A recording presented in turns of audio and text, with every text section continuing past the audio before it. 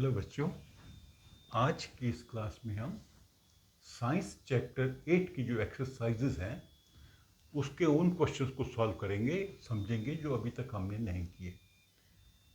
इस एक्सरसाइज पर मैंने आई थिंक या 3 वीडियो बनाई थी और आपको क्वेश्चन नंबर 1 to 13 समझा दिए थे। तो आज आ जाते हैं क्वेश्चन नंबर 14 पर।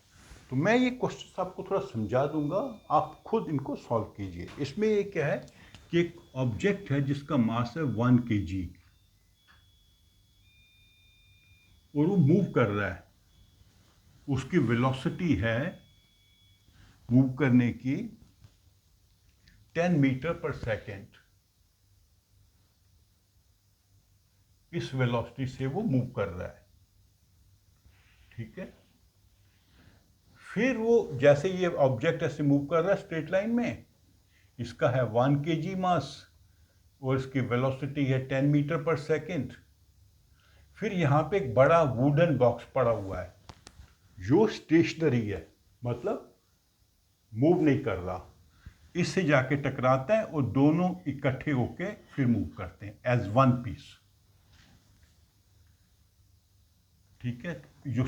जो दूसरा ऑब्जेक्ट है उसका मास है 6 किलोग्राम और उसकी वेलोसिटी है 0, क्योंकि वो खड़ा है। ये चल रहा है, वो खड़ा है, स्थिर है।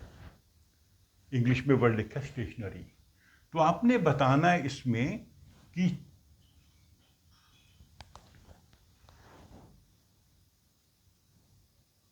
Calculate the total momentum just before the impact. जब इससे टकराता है ये, तो इनका मोमेंटम क्या है, और टकराने के बाद जब ये दोनों मिलके एक ऑब्जेक्ट बन के चलते हैं तो इनकी वेलोसिटी क्या है। तो मोमेंटम दोनों का हमें अलग निकालना पड़ेगा, क्योंकि दोनों जो हैं अलग स्थिति में हैं। तो मोमेंटम निकालने के लिए फॉर्मूला जो मैंने आपको समझाया था, मास इनटू वेलोसिटी।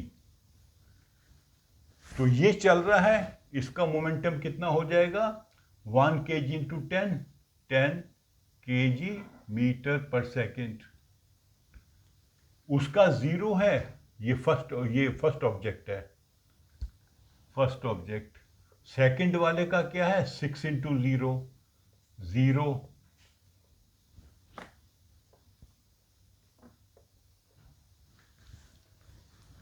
जो मूव कर रहा था उसका 10 kg है और इसका 0। दोनों का कंबाइंड कितना हो गया, इसको कर देते हैं P1, इसको कर देते हैं P1 plus P2 is 10 kg plus 0 is 10 kg metre पर सेकेंड। बेसिकली इसका मोमेंटम है ही नहीं है, सिर्फ इसी का ही मोमेंटम है, ठीक है। वो तो हमें मिल गया मोमेंटम कितना है बिफोर द इम्पैक्ट। एक्चुअली हमें यही ठीक है, बिफोर द इम्पैक्ट, टकराने से पहले। अब वो कह रहा है कि जब टकरा के एक ऑब्जेक्ट चलेंगे तो उसकी वेलोसिटी क्या होगी। तो अभी आपको थोड़ा सोचना चाहिए कि पहले उसका वजन 1 किलो था, फिर दोनों को मिला के दूसरे का 6 लिखा है, 5 लिखा है, 5 kg, सॉरी 5 kg। अब दोनों का 6 किलोग्राम हो गया, तो ये धीरे चलेगा, भारी चीज है, धीरे चलेगी। तो हमने निकालना है वेलोसिटी जब दोनों इकट्ठे एज वन पीस चलेंगे। तो उसके लिए हमारे पास फॉर्मूला है P is equal to mv। P हमें मालूम है 10 kg, मास हमें मालूम है 6 क्यों हो गया, अब दोनों इकट्ठे हो गए 6। तो वेलोसिटी हमको ढूंढनी है, तो यहां से आप वेलोसिटी आप कैलकुलेट कर सकते हो। तो ऐसे क्वेश्चंस में आपने क्या करना होता है कि अगर आपको मोमेंटम ढूंढना है, अगर एक ही ऑब्जेक्ट है तो उसका शुरू में मोमेंटम और बाद में मोमेंटम, अगर वेलोसिटी चेंज हो रही है। दो अलग ऑब्जेक्ट हैं, दोनों का मोमेंटम ढूंढना पड़ेगा। दोनों इकट्ठे हो गए, उसके बाद मोमेंटम कितना होगा, और वेलोसिटी ढूंढनी है तो इस फॉर्मूला से, मोमेंटम ढूंढना है वो भी इस फॉर्मूला से, ठीक है। तो ये हो गया आपका क्वेश्चन नंबर 14। तो अब आ जाते हैं क्वेश्चन नंबर 15 पे।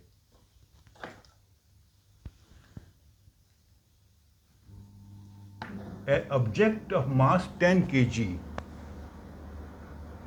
मास है इसका 100 kg, 100 kg, accelerated uniformly from a velocity of 5 meter to 8 meter. Initial velocity है उसकी 5 मीटर पर सेकेंड और फाइनल वेलोसिटी है 8 मीटर पर सेकेंड. मतलब इसके ऊपर कोई फोर्स अप्लाई हो रही है जिसके कारण इस ऑब्जेक्ट में एक्सेलरेशन है, जिसके कारण इसकी वेलोसिटी बढ़ रही है. तो जब भी एक्सेलरेशन होगी मतलब उस पर कोई फोर्स अप्लाई की जा रही है, और जब फोर्स अप्लाई करेंगे ऑब्जेक्ट में एक्सेलरेशन है तो उसकी वेलोसिटी बढ़ेगी. तो अभी आपने क्या कैलकुलेट करना, इसमें टाइम भी दिया है, टाइम है 6 सेकेंड्स.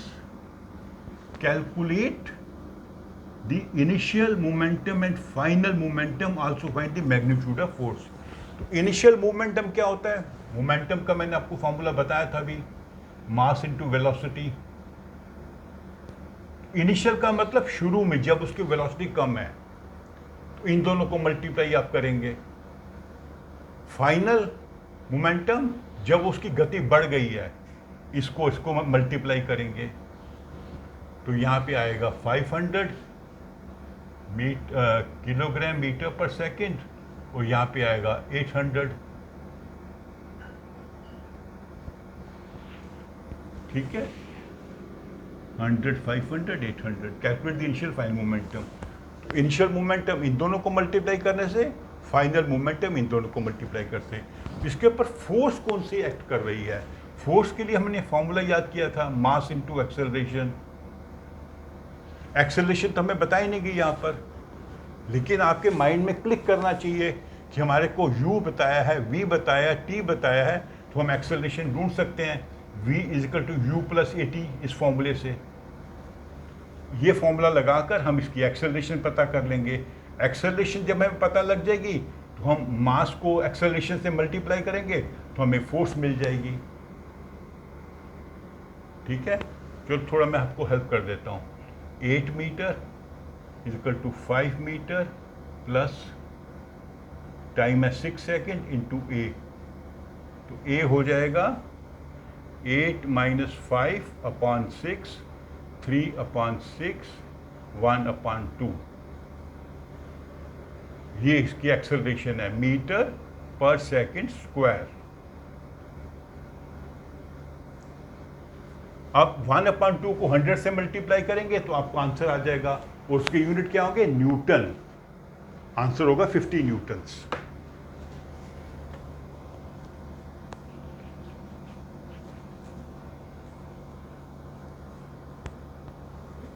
हाँ, फिर आ जाता है question number 16.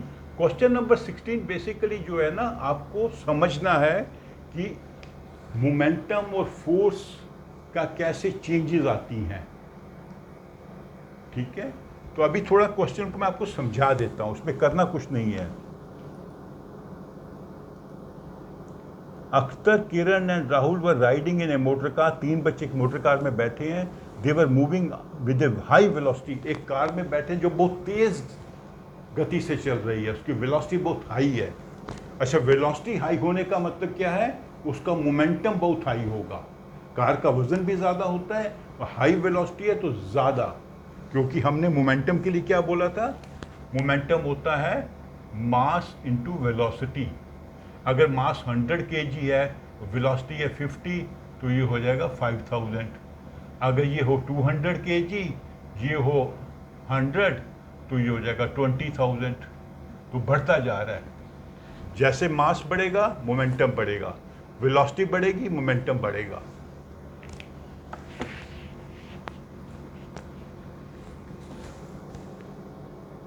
When an insect hits the windshield, वो तेज गति से जा रहे हैं, सामने से कीड़ा आता है, विंडशील्ड जो आगे शीशा होता है जिसके द्वारा हम बाहर रोड को देखते हैं, उस पर टकराता है और वो उसके साथ चिपक जाता है. तो अब सब बच्चे सोचते हैं कि ऐसा क्यों हुआ. किरण ने कहा कि suggested that the insect suffered a greater change in momentum as compared to change in the momentum of car. कि कार से जब इंसेक्ट टकराया, ये कार है, जब इंसेक्ट टकराया इससे तो दोनों के मोमेंटम में चेंज हुआ, लेकिन किसके मोमेंटम में ज़्यादा चेंज हुआ? कार भारी है, इसकी स्पीड ज़्यादा है तो उसका मोमेंटम ज़्यादा है। इंसेक्ट हल्का है, उसकी स्पीड भी कम होगी, उसका मोमेंटम कम हुआ। लेकिन जब टकराए और वो विपरीत दिशा में चलने लगा, इंसेक्ट पहले इधर जा रहा था, अब चिपक के इधर जा रहा है, और अब इसकी स्पीड बढ़ गई। अब ये कार की स्पीड से चल रहा है क्योंकि कार से चिपका हुआ है, तो मोमेंटम बढ़ गया। पहले मोमेंटम इसका कम था और मोमेंटम ज़्यादा हो गया। तो उस लड़के का अनुमान ठीक है कि इसमें ज़्यादा चेंज हुआ है मोमेंटम में। कार का तो उसी गति पे चली जा रही है, लेकिन इंसेक्ट हल्का था, कम स्पीड पे उड़ रहा था, अब ज़्यादा स्पीड से जा रहा है, इसलिए उसकी मोमेंटम ज़्यादा बढ़ा, उसमें चेंज इन मोमेंटम ज़्यादा हुआ। तो इसका जो किरण ने कहा वो सही कहा है। Akhtar said that since the motor car was moving with a larger velocity, it exerted a larger force on the insect. वो भी ठीक है। ज़्यादा भारी चीज़ है, फोर्स क्या होता है? Force is mass into acceleration. Mass ज़्यादा है, एक्सेलरेशन भी ज़्यादा है गाड़ी, क्योंकि वो तेज़ गति से चल रही है, वो ज़्यादा फोर्स से टकराई। और जब जो चीज़ें टकराती हैं, एक जितनी फोर्स इस पर अप्लाई करेगी बाई थर्ड लॉ से, उतनी फोर्स ये इस पर अप्लाई करेगी, तो उस पर ज़्यादा फोर्स लगी। अच्छा, इंसेक्ट भी मोमेंटम में है, वो भी फोर्स अप्लाई करेगा, लेकिन उसकी फोर्स कम होगी। जैसे एक स्कूटर और ट्रक की टक्कर लगे, ट्रक जो है स्कूटर पे ज़्यादा ज़ोर से डैमेज करेगा और स्कूटर ट्रक को कम डैमेज करेगा। आपने देखा ना, जब दो गाड़ियों के टकराव होता है तो जो हल्की गाड़ी होती है, साइकिल है या स्कूटर है, वो ज़्यादा डैमेज होता है क्योंकि उसके ऊपर ज़्यादा फोर्स अप्लाई होती है। तो ऐसा ही समझिए, इंसेक्ट पे ज़्यादा फोर्स अप्लाई हुई।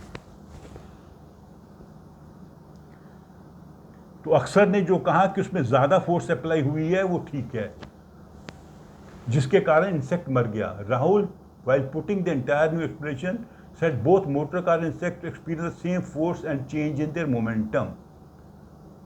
Comment on this rejection. हाँ, तो वो तीसरा भी ठीक है, क्योंकि जितनी फोर्स इसने उस पर अप्लाई की, तो बाई थर्ड लॉ उतनी फोर्स उसने अप्लाई की। कार ने जितनी फोर्स अप्लाई की, बाई थर्ड लॉ उतनी फोर्स उसने अप्लाई की। और इंसेक्ट ने जितनी फोर्स अप्लाई की, क्योंकि इंसेक्ट में भी कुछ फोर्स है, वो जब टकराएगा वो भी कुछ फोर्स अप्लाई करेगा और उतनी फोर्स वो अप्लाई करेगा, तो इक्वल फोर्स दोनों पे लग रही है। लेकिन कार डैमेज नहीं होगी क्योंकि कार भारी है। जैसे मैंने आपको एग्जांपल दिया, ट्रक और स्कूटर का एक्सीडेंट हो, ट्रक और साइकिल का एक्सीडेंट हो, साइकिल ज़्यादा डैमेज होता है, फोर्स इक्वल अप्लाई हो रही है बाई थर्ड लॉ मोशन। तो ये थोड़ा समझने वाला क्वेश्चन है, इसको समझ लेंगे तो आपको सभी कॉन्सेप्ट जो हैं क्लियर हो जाएंगे। तो अभी आ जाते हैं क्वेश्चन नंबर 17 पे। इसमें कुछ सॉल्व नहीं करना, सिर्फ आपने रीजनिंग देनी है। रीजनिंग देने का मतलब आपको समझ आ गया कॉन्सेप्ट क्या है, कि जब दो चीज़ें टकराती हैं तो एक दूसरे पे फोर्स अप्लाई करती हैं, उतनी force by third law of reaction दूसरा पहले पे अप्लाई करता है। तो दोनों मूव कर रहे हैं, मान लीजिए ट्रक भी मूव कर रहा है और साइकिल भी मूव कर रहा है, तो ये इस पे फोर्स लगाएगा, उतनी फोर्स साइकिल इस पे लगाएगा। ये इस पे फोर्स लगाएगा, ये इसकी फोर्स है मान लीजिए, उतनी फोर्स ये लगाएगा। अगर ये स्टेशनरी है, खड़ा है, तब ये फोर्स नहीं लगाएगा।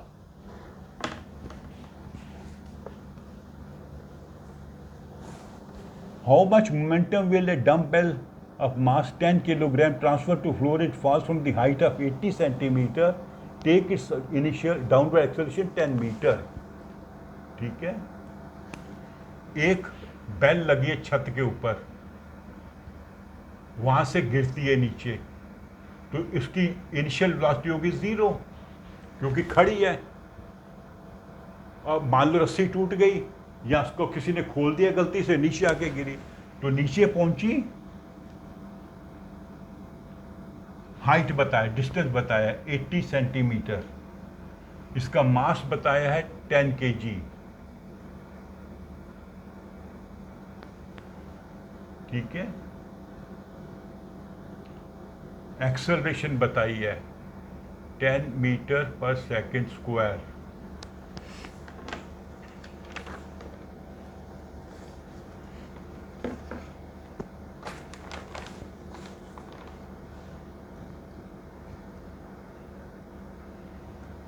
तो डिस्टेंस कितना है 80 सेंटीमीटर, इसको मीटर में करना पड़ेगा 0.8 मीटर, क्योंकि हमारे सभी यूनिट जो है मीटर में, ये भी मीटर में है, ये भी मीटर में है, ये किलोग्राम में है। तो हमें क्या पता करना है, हमें पता करना है किस मोमेंटम से ये नीचे टकराएगी। तो मोमेंटम के लिए हमको चाहिए फाइनल वेलोसिटी, u तो 0 है, v हमें पता करना है। यहां तो उसका मोमेंटम 0 है क्योंकि खड़ी है, गिरनी शुरू हुई, वेलोसिटी बढ़ेगी बिकॉज ऑफ एक्सेलरेशन, तो जो वेलोसिटी यहां पर होगी उस मोमेंटम से वो टकराएगी। तो VUAS, अब आप क्लिक करना चाहिए कौन सा फॉर्मूला हम यूज कर सकते हैं। वो फॉर्मूला यूज नहीं कर सकते जिसमें टाइम दिया हो। S is equal to UT plus 1/2 80 square use नहीं कर सकते। V is equal to U plus 80 ये भी यूज नहीं कर सकते क्योंकि इसमें टाइम है, टाइम तो हमें बताया नहीं गया। हम कौन सा फॉर्मूला यूज करेंगे, V square minus U square is equal to 2AS। तो V स्क्वायर माइनस U तो 0 है, इज इक्वल टू 2A कितना है 10, S कितना है 0.8, तो ये डेसिमल कट जाएगा 16, तो V स्क्वायर इज 16, तो V कितना होगा 4 मीटर पर सेकेंड, क्योंकि V स्क्वायर है तो इसका V अंडर रूट कितना होगा, V अंडर रूट 16 होता है 4। तो अभी वेलोसिटी पता लग गई, हमें मास पता है, तो हम इसका ढूंढ सकते हैं इस फॉर्मूला से, P is equal to mv, किस मोमेंटम से ये इसको टकराएगी। और जो आंसर निकलेगा उसका यूनिट्स होंगे किलोग्राम मीटर पर सेकेंड। फोर्स नहीं निकालना, ये नहीं पूछ रहा किस फोर्स से टकराएगी। बच्चे कंफ्यूज हो जाते हैं कि एक्सेलरेशन दिया हुआ है तो हम फोर्स निकाल देंगे, 10 × 10 कर देंगे। वो भी हो सकता है आंसर क्वेश्चन कि किस फोर्स से टकराई करेगी, पर इसमें फोर्स नहीं निकालना, इसमें मोमेंटम निकालना है। तो ये वाला कंफ्यूज नहीं होना। एक्सेलरेशन आपको बताई गई है फाइनल वेलोसिटी ढूंढने के लिए। इसी क्वेश्चन को अगर चेंज कर दें, फोर्स भी पूछे किस फोर्स से टकराएगी, फिर आपको इन दोनों को मल्टीप्लाई करना पड़ेगा। इस क्वेश्चन में फोर्स नहीं निकालना, हमको मोमेंटम निकालना है। उसके लिए हमारे को पता होना चाहिए मास इनटू वेलोसिटी। वेलोसिटी नहीं बताया गया तो इस इंफॉर्मेशन से हम वेलोसिटी ढूंढेंगे यूजिंग दिस फार्मूला। क्वेश्चन को थोड़ा आपको समझना चाहिए। तो ये हमारी एक्सरसाइज हो गई कंप्लीट। तो इसके बाद में इसके कुछ एडिशनल क्वेश्चंस भी दिए इन्होंने, A1, A2, A3, A4, उनको हम अलग वीडियो में समझ लेंगे। ठीक है, तो आप मेरी वीडियो को लाइक करो और अपने फ्रेंड्स के साथ शेयर भी करो। Thank you.